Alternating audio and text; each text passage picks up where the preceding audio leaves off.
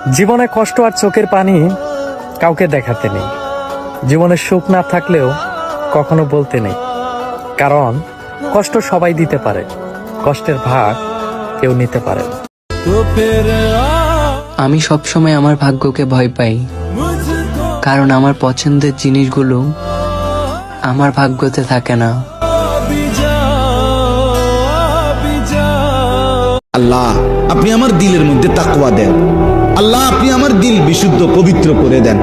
আনতা খায়রু মান যাক্কাহা, আপনিই তো হচ্ছেন সর্বোত্তম পবিত্রতাকারী। আনতা ওয়ালিয়ুহা, আপনি তো হচ্ছেন নফসের মালিক। ওয়া মাওলাহা, আপনি তো হচ্ছেন জিন্দেগীর মাওলা। আপনি ছাড়া তাকওয়া দিবে কে? আপনি ছাড়া হেদায়েত দিবে কে? মাওলা, আল্লাহুম্মা আসলিহ লি শা'নি কুল্লা ওয়ালা তাকিলনি ইলা নফসি তারফাত আইন। রাসূলের দোয়া, আল্লাহ আপনি আমার জিন্দেগীটা ঠিক করে দেন, আমার রাত ঠিক করে দেন।